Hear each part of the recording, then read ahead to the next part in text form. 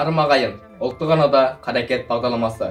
Қазақ халқы қай уақытта болмасын, ұрпақ тәрбиесін ұлттың болашағы деп білген. Анаға қарап қыз өсер, әкеге қарап ұл өсер демекші, бала тәрбиесіне сонау заманнан бері аса көңіл бөлген. Ақиқ ақын Мұқағали Мақатаев өзінің зарға күткен перзенті дүниеге келгенде былай деп жырлаған екен: «Я Алла, көрдім бе, көрмедім бе? Я Тәңірім, бердім бе, бермедім бе? Шырылдаған үнінен айналайын, шыныменен өмірге келгенім бе? Қызым болсан, қырымда құралайсың, ұлым болсан, ұлы бір мұрадайсың. Естисің бе, есі жоқ ей дүние, менен неге сүйінші сұрамайсың?» Я, ақын толғағандай, күллі әлем сүйінші сұрайтындай қуаныш қой бұл. Дана қазақ 9 ай құрсақта жатқан сәбиді тербелген тал бесікке салған. Аяулы анасы бөбегін әдемі сусындатып, ардақты әженің ертегісін тыңдатып, әкенің қамқорлығына бөленген бала болашақта нағыз, халқына қалаулы, еліне елеулі болады деп сенген. Іңгәлеп дүние есігін ашқан соң, бала әппақ парақтай пәк болар анық. Ал сол ақпаратқа ақпарат беретін ата-ана, қоршаған орта, құрбы құрдас, ұстаз, сыныптас, тағы да басқалары. Адамның адамшылдығы ақыл, ғылым, жақсы ата, жақсы ана, жақсы құрбы, жақсы ұстаздар болады. Болашағыңды ойласаң, бесігіңді түзе демекші, болашағымыздың жарқын болуы үшін бүлдіршін, жас жеткіншектерді барынша жақсы жағынан дамытуымыз керек. Мейлі спорт, мейлі өнер, қолөнер болсын. Ел боламын десең, бесігіңді түзе тақырыбындағы қарекет ток-шоуын бастаймыз. Бүгінгі бағдарламамыздың қонақтары Алакөл аудандық білім беру қоры, қоғамдық қорының басы қасында болып, ұйымдастыруына себепші болған Алматы облысының құрметті азаматы Сербаев Болат Төребекұлы. Дарын әлем шығармашылық орталығының жетекшісі Ғалиева Айнаш Келесқызы. Мұхамедбай әлемі мұражайы жанынан ашылған Алакөл элитасы жоба жетекшісі Аханова Айгүл Әлменовна.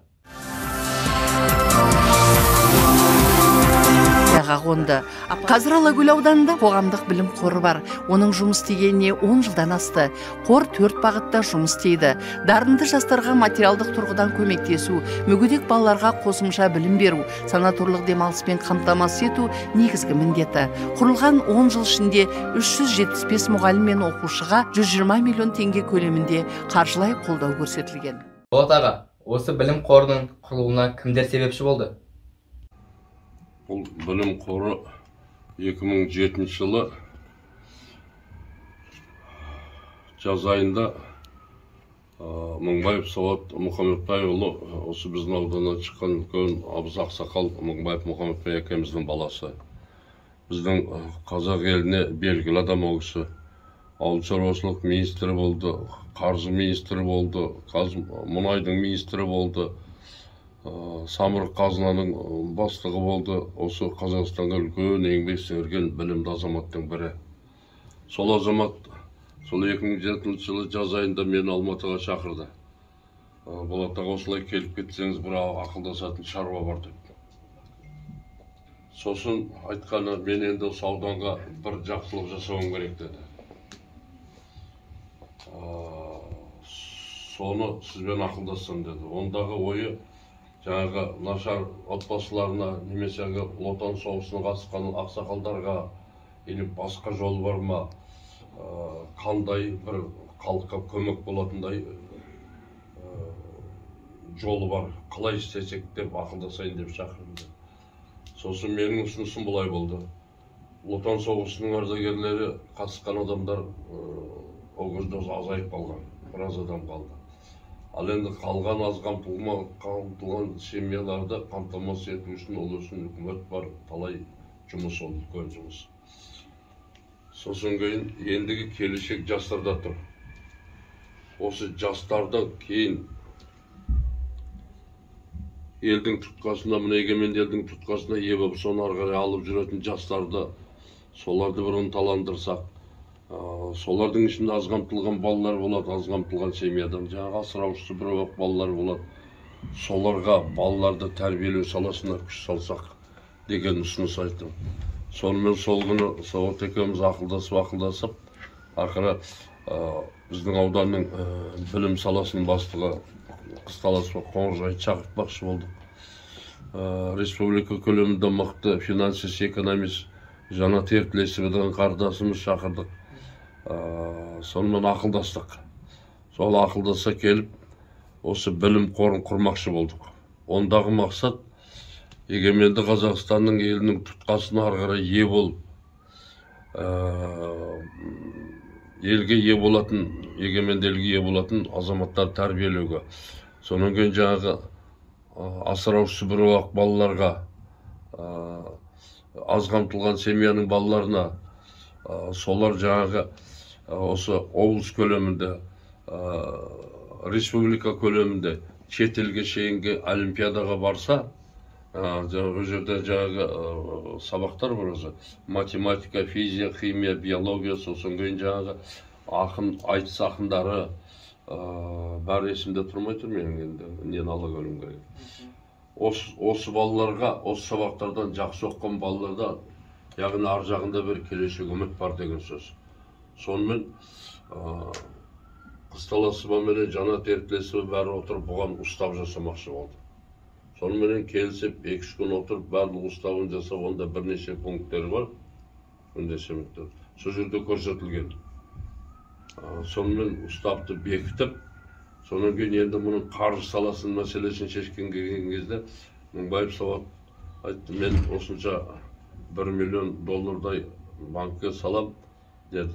Біздің Алакөлден жақсы шыққан үлкен меценат, бизнестегі азамат Сержан Жұмашев деген азамат бар, біздің Жайпақтың адамы. Жұмашев Сержан келді. Сосын бәріміз столға отырдық, ақылдасып, ол да жаңа 1 миллионнан артық ақша самақшы болды, доллары. Сосын мен күлдім, айттым, мен сендер сияқты екеуің сияқты үлкен бизнестегі адам емеспін, бірақ мен де көрімдік демеуші құрылтайшы ретінде мен де $10 000 салам дедім. Сонымен келісіліп, ертеңіне счет ашып, қаржы түсіп, ондағы мақсат, оны енді қаржыландыру саласын бұлай шештік. Жаңа финансист Жанат Ертлесованың араласуымен бәрімен ақылдасып отыр, үстіндегі 8%-ын банкының төлейтін. Соны балаларға бөліп отырамыз дедік. Бірақ ол енді белгілі кесікті мынандай ақша деген жоқ. Өз жерде мәселе балаларға кеп тіреледі. Қанша бала облыстық олимпиадаға барып орын алып келеді, бірінші, екінші орын. Республикалыққа қанша бала барады, шет елге қанша бала. Ең бірінші менің есімде Кипрге барып, мына Ынталдағы Рамазанның қызы бірінші орын алып келді, шет елге барып. Анау Ермекеев Ерланның баласы Москваға барып бірінші орын алып келді. Міне осы балаларға алдына $5,000, облыстық көлемдегі балаларға $2,000, оны баланы тәрбиелеп, олимпиадаға тәрбиелеген мұғалімдерге де сондай қаржы бөлінетін болды. Міне сонымен жаңағы біз бекіттік, облыс көлеміндегі, республика көлеміндегі, шет елдегі көлемге, мұғалімге мынандай, оқушыға мынандай сумада. Сол неменен бүгінгі күнге, мен ұмытпасам, бүгінгі күнге мен енді өйткені жаңағы попечительский совет дейді, соның мүшесі ретінде, демеуші құрылтайшы ретінде мен жаңағы осы қордың директорының есебіне қол қоям. Былтырғы жылы мен ұмытпасам 283 миллион ақша қол қойдым осы жақын арада. 283 миллион 2007 жылдан бері осы балаларға, осы қаржыға жұмсалды. Осы балаларға жұмсалды. Оның сыртында жаңағы ұйымдастырдық тағы да институттың мұғалімдерін әкеп, жазда көл жағасында балалар демалдыруды. Жақсы оқысын балаларды апарып сол жерде демалдырып, институттың мұғалімдері келіп дайындайды.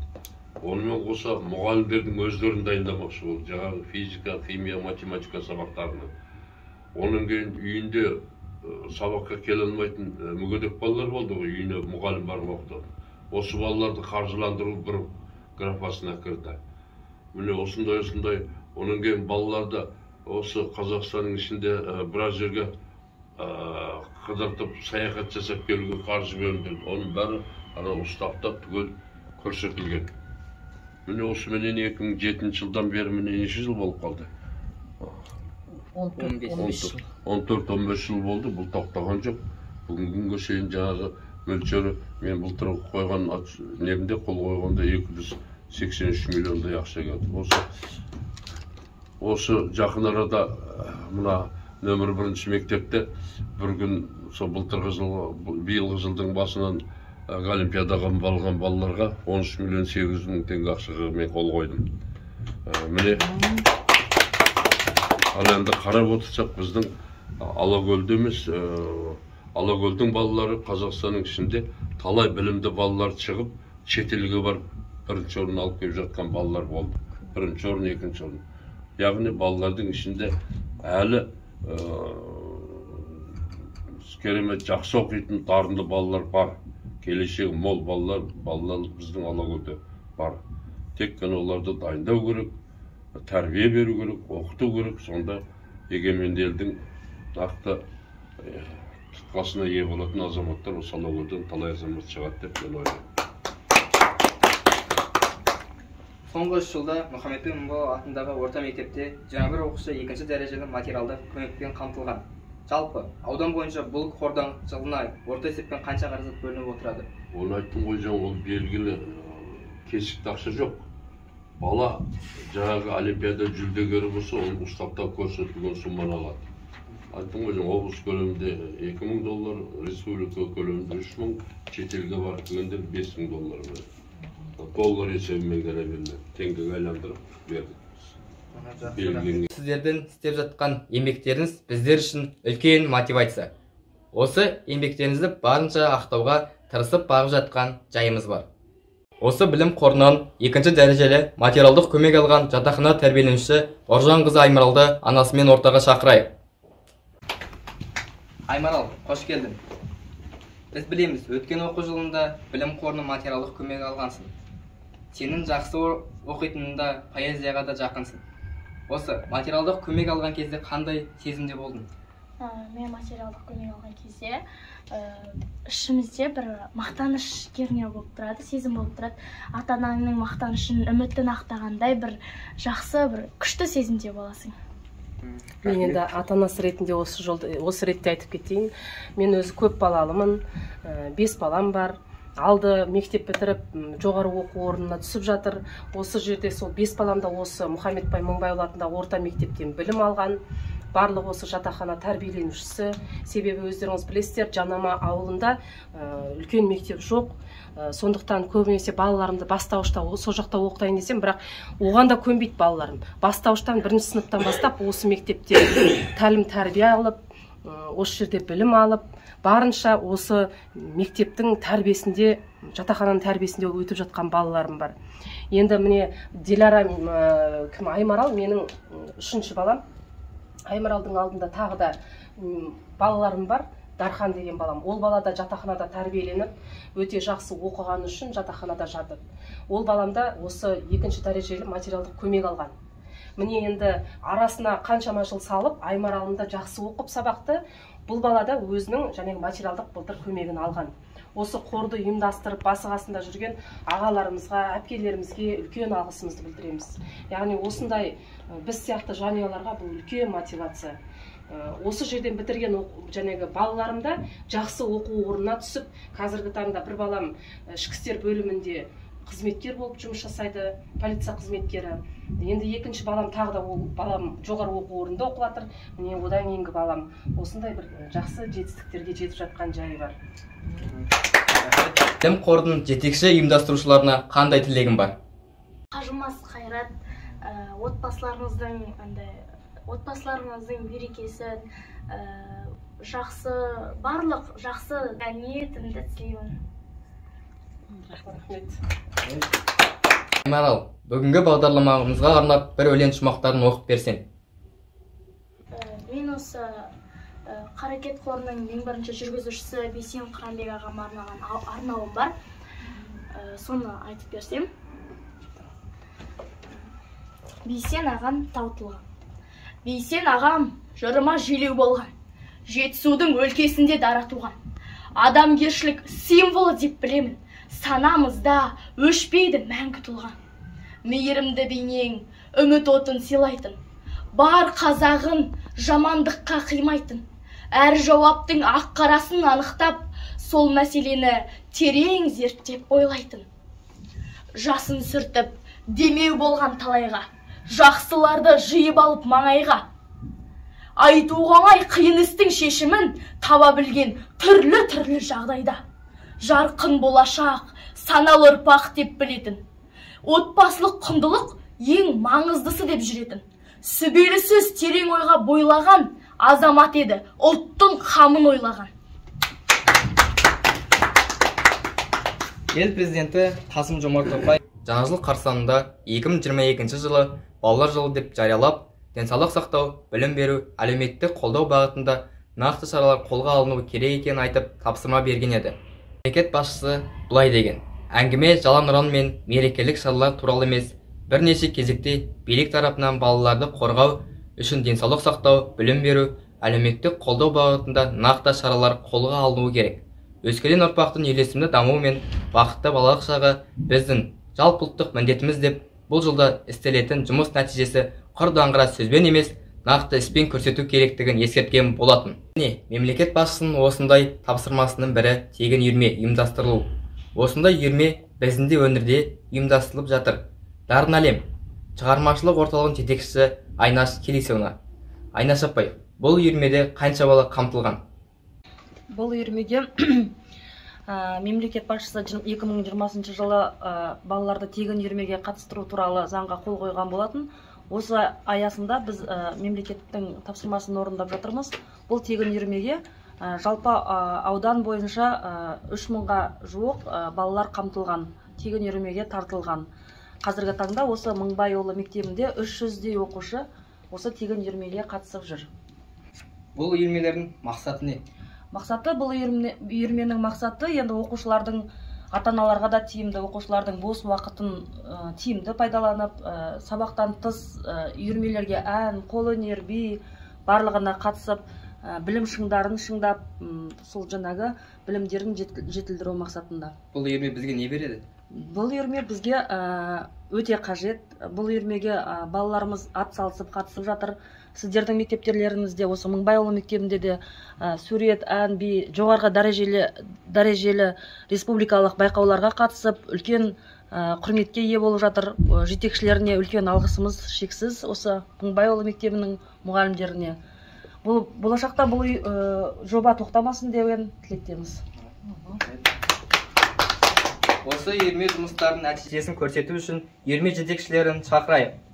Түрлі жарыстарда топ жарып жүрген осы үйірмелердің қатысушысы Ерлан қызы Чуақтың анасы Мұханова Маржан Жомек қызы және бейнелер өнерінің жетекшісі Иманғалиев Қанатай Абиахмедович.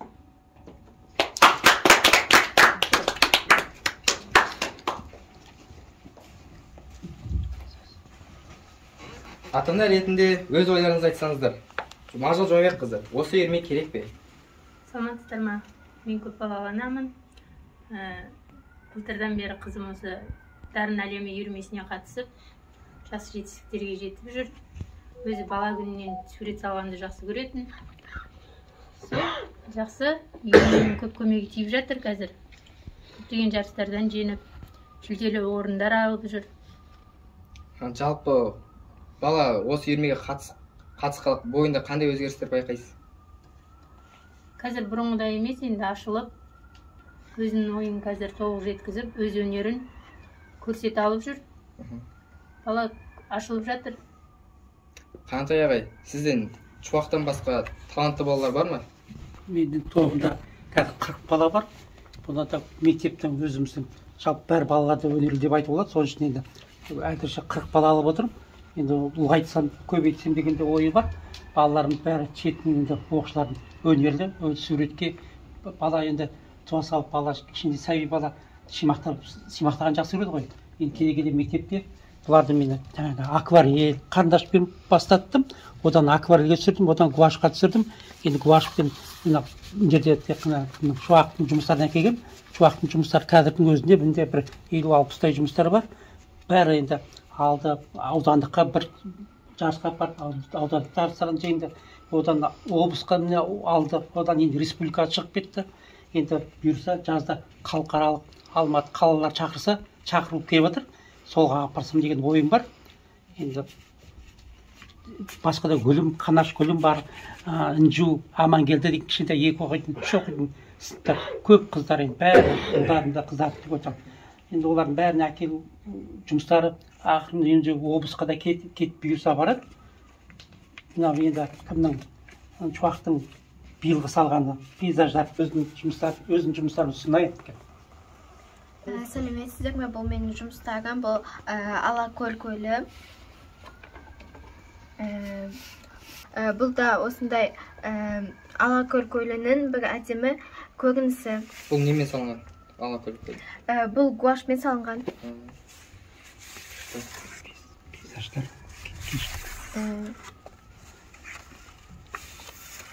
Сурет неден салынған? Бұл суреттердің барлығы пейзаждар. Бұларды мен гуашпен және де акварельмен саламын. Керемет. Сіздің тегін үйірме жетекшілеріне қандай тілектеріңіз бар?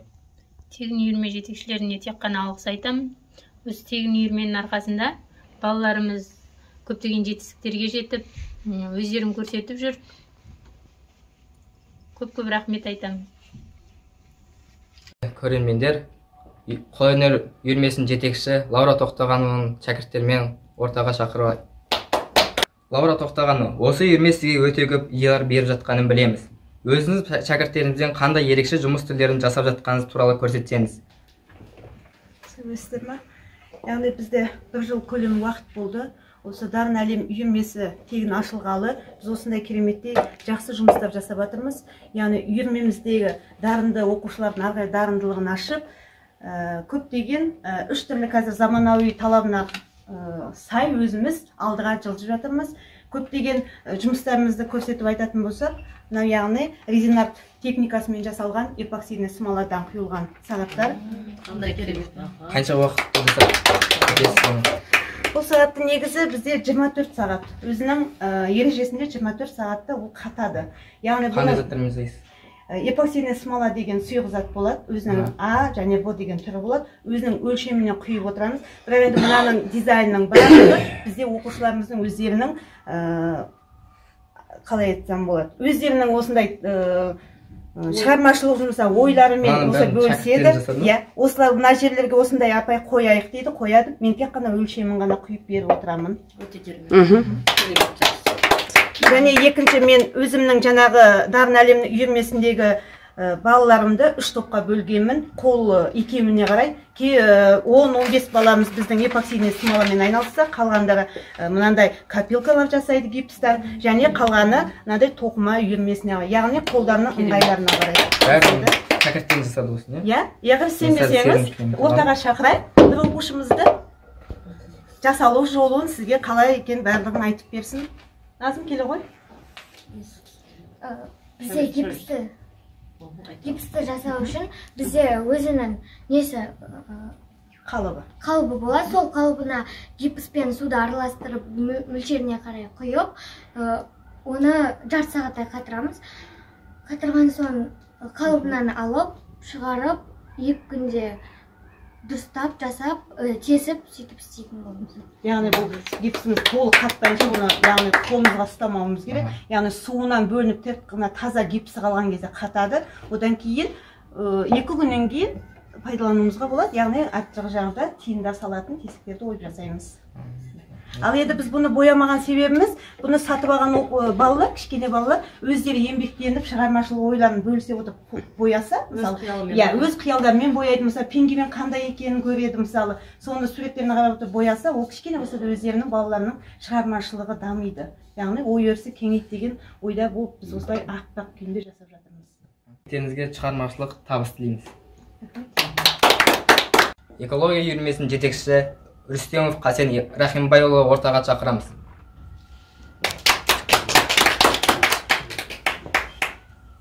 Қасен Рахимбайұлы. Қасен ағай, сіздің де ерен еңбектеріңіз көп. Экологияны қалай қорғап, табиғатпен етене байланысуыңыз керектігін айтып келесіз. Сіздің үйірменіңіздің жетістігі неде? Сәлеметсіздер ме, құрметті қатысушылар. Біздің үйірмеміздің енді ең басты жетістігі оқушыларды, жасөспірімдерді қоршаған ортаны қорғауға, өзіміздің өлкемізді танып өсуіне, оларға сүйіспеншілік танытуға, оларды жақсы көруге тәрбиелеу. Енді жоғарғы жетістігіміз сол. Біздің балаларымыз қазір үлкен бір мекемелерде ихтиолог болып жұмыс жасап жүр, экологтар болып жұмыс жасап жүр. Осы өзіміздің түлектеріміз. Енді біздің келешек оқушыларымыз әлде де сондай мамандық иелері болады деп ойлаймын. Біздің осы аудан көлемінде мына үйген тас ауданының көлемінде аралап барып келген жерлеріміз көп. Соның бірі өткен айда өзіміздің Қарабұлақ ауылының Тентек тауының етегінде аздаған кішкентай бір сарқырама бар екен. Сол сарқыраманы балалар барып танысып көріп, жан-жағындағы өсімдіктермен сол жерде мекендейтін құстар және жан-жануарлар бар екенін біліп, жақсы саяхат жасап қайтқан. Сіздің үйірменіңіздің мақсаты не? Мақсаты осы балаларды отанын сүюге, туған жерін сүюге, туған өлкесін танып білуге, құрмет тұтуға, табиғатты қорғауға, келешекте жақсы отан сүйгіш азамат болып тәрбиелеуге жету. Осы біздің мақсатымыз. Білім қоры мен балаларға мотивация берсек, үйірмелер арқылы балалардың шығармашылық қабілеттерін аштық. Ал Алакөл элитасы жобасы болашақ ұрпаққа тәрбиелік мәні зор тағылымды жоба десек артық айтпаймыз. Себебі бұл жобада біздің өңірден шыққан түрлі маман иелерін біздің ауданымыздың өркендеуіне барынша үлес қосқан ата-апаларымыздың еңбектері, өмірлері туралы айтылады. Осы жобаның жетекшісі Айгүл Әлменқызы. Айгүл Әлменқызы, бұл жобаның мақсаты неде? Сәлеметсіздер ме, құрметті қонақтар. Біздің мектебімізде Мұхаммедбай Мыңбайұлы атымен аталады, ұлағатты ұстаз. Осы кісінің құрметіне біздің мектепте үлкен бір музей ашылған. Сол музей жұмысын бастап кетті. Бұл музейде біз қазіргі кезде Алакөл элитасы деген жобамен жұмыс жасап жатырмыз.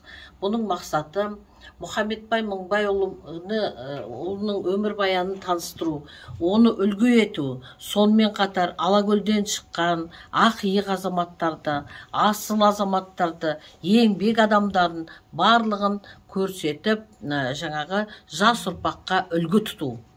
Сол мақсатта үлкен жұмыстар атқарып жатырмыз. Қазіргі кезде мектебімізде шығармашылық топ құрылған. Сол шығармашылық топ осындай үлкен жұмысты қолға алып, қазір жоба өз нәтижесін беріп жатыр.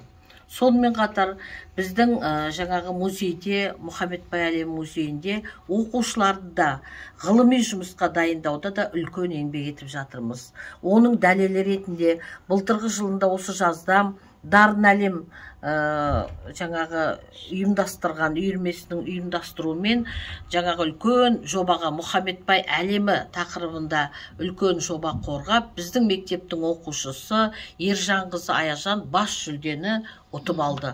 Бұл да болса біздің жемісіміздің, жұмысымыздың нәтижесі деп білеміз. Осы уақытқа дейін қанша тұлғаны зерттедіңіз?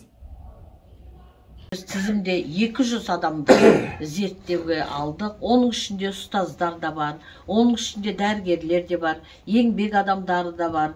Осы ауданнан шыққан жалпы еңбегі сіңген азаматтардың барлығын біразын тізімге алдық. Қазіргі кезде 200 адамды зерттейміз деп жоспарлап отырмыз. Жауабыңызға рахмет. Сізге шығармашылық табыс тілейміз. Бүгінгі бағдарламамызды қорытындылау үшін құрметті қонақтар, өздеріңіздің ойларыңызға білдірсеңіздер. Бүгінгі мына бағдарламаларыңызға мен өте риза болып отырмын. Өйткені мектеп кезіндегі балаға берген тәлім тәрбие баланың сөз ұғатын баланың мәңгі сүйегінде қалады. Мен өз басымнан өткен бір шаруаны айтайын. 91 жылдары Онталы совхозында шаруашылық басқарушы облыс әкімімен аудан әкімі келген кезде мен жолда тосып амандасқанда бірден бас киімді алып қол беріп амандастым. Сонда біз мектепте тәрбие көрдік, мұғалімді көргенде бас киімімізді алып амандасатынбыз.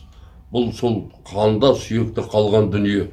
Сонда облыстың әкімі Серік Шаяхметовтің айтқаны, Болат, сен бас киіміңді алып амандастың ғой дегенде, бұл мектептен қалған мұғалімнің тәрбиесі ғой деген жауап бердім. Бұл міне қалады. Тәрбие оқыған балалар өз сүйегінде қанда қалады. Ал енді мектеп тәрбиесінің үлкен мағынасы бүгінгі мына түрлі түсті балалардың қоңырын көрсетіп жатыр. Бұл үлкен тәрбие. Осы тәрбиенің арқасында біздің ауданнан шыққан үлкендер бар, ақсақалдар бар, бұрынғы өмірден қайтып кеткен. Сондай онтал бала болды да, сол кісілер кейін үлкейгенде халыққа қанша жақсылық жасады. Бір балапандың арқасында қан зауыты салынды, платина салынды. Міне ауданға бүкіл халыққа жұмыс болып, біздің Алакөл ауданы одақ кезінде Москваға шейін мәлім болды. Москваға екі мешек қызылшасын арқалап барған адамдармыз. аудандық таныдық. Енді міне кейінгі кезде, кейінгі шыққан толқыннан жаңағы Мыңбаев Сауат бауырымыз ауданға қанша жақсылық жасады. Міне жаңағы білім қорын ашуға үлкен себепші болды. Бұл бір. Екінші, аудандағы ақсақалдар ардагерлерге үлкен ғимарат салып берді. Бүгінгі күні ақсақалдар бас қосып ақылдасып отыратын үлкен бір кеңсе болды. Үшінші, анау Тарлан спорт залын салып берді. Міне осындай. Енді анау Оспанов Бауыржан деген бауырымыз шығып жүр. Міне халыққа қанша жақсылық жасап жатыр. Қанша елге жұмыс тауып беріп жатыр. Қанша алыс қамтылған шаңыраққа көмек көрсетіп жүр. Осының бәрі мектептің тәрбиесінен басталған. Сондықтан бұл шаруаларыңызға мен өте ризамын. Әр уақытта оқытқан балаларыңыз, тәрбиелеген балаларыңыз сіздердің ұстаздардың тәрбиесінен үлкен нәтиже шығарған үлкен ұлағат азамат болсын демекпін. Ал енді құрметті қонақтар, құрметті ұстаздар, оқушылар, бүгін бір керемет тағылымы мол, тәрбиесі мол бір керемет дүниелер болды деп мен есептеймін. Оқушылардың, оның ұстаздарының еңбегінің жемісін көріп отырмыз. Оқушылардың дүниелерін көріпсін тәнті болып отырмыз. Қолдарынан қандай дүниелер келетінін, жаңа қандай үйірмелерге қатысқандарының нәтижесін көріп отырмыз. Сондықтан бір керемет жақсы күн деп есептеймін. Балаларымыз дарынды болсын, ақылды болсын, Қазақстанның мықты бір азаматы болсын деп мен тілеймін. Барлықтарыңыз ұстаздарға, әсіресе ұстаздар қауымына, оқушыларыңыз дарынды, отбасыларың арынды жақсылықтарға кенелсін. Ал бүгінгі ұйымдастырылып отырған қарекет бағдарламасы өте қатысқанымызға өте қуаныштымыз. Бүгін жақсы әсер алып отырмыз сіздердің бағдарламаларыңыздан. Және өте айта кететін нәрсеміз, жаңағы үйірмелердің жетістігі жоғарғы деңгейде жасалып жатыр, жоғарғы деңгейде көрсетіліп жатыр. Біз өте қуаныштымыз мемлекет тапсырмасын осындай жақсы деңгейде атқарып жатқанымызға. Сіздерге үлкен алғыс айтамын, жаңағы үйірме жетекшілеріне үлкен алғыс айтамын. Қаншама жұмыстарын көрсетіп жатыр. Осы мектептің басшылығы Айгүл Әлменқызына сізге көп рахмет айтамын. Осындай мұғалімдеріңізді, ұстаздарыңыздың бәрін бір жерге жұмылдырып, жақсы бір үйірмелерді жүргізуге атсалысып жатқан сіздерге үлкен алғысым шексіз. Және де біз енді жеткізуші болып саналамыз ғой, жаңағы арт спорт бағдарламасының. Бүгінгі мен ойлаған жоқпын осындай не деп, домбыра алып келгем, жаңағы мектеп домбыра үйірмесіне. Сол домбырамды сіздерге осы бағдарлама үстінде беріп кетсем жақсы болар еді. Олай болса, домбыра үйірмесінің жетекшісі Мақпал апайымызды ортаға шақырайық.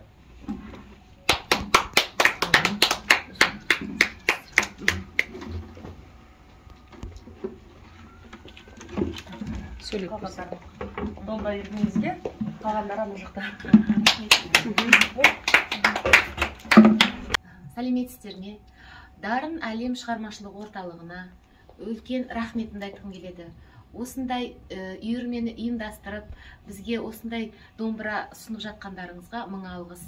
Сіздердің сенімдеріңізді ақтауға тырысамыз. Енді сіздердің құрметтеріңізге бір күй, Бақтыбайдың күйі, Бақтыбайдың әуені қабыл алыңыздар.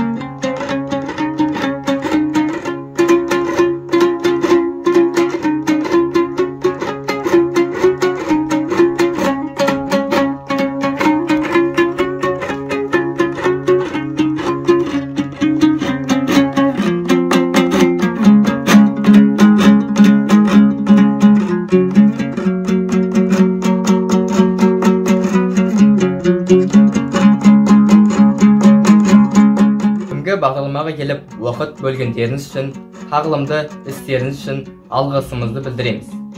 Ағасы бардың жағасы бар, інісі бардың тынысы бар. Сіздердей аға апаларымыздың барында біздей әне қарындастарымыз сөзсіз білімді, саналы, тәрбиелі, өнерлі болып өсетіне күмәнім жоқ. Бүгін сіздерден қарекет болса, ертең біздерден берекет болар анық. Жақсылықта жүздескенше, ағайын.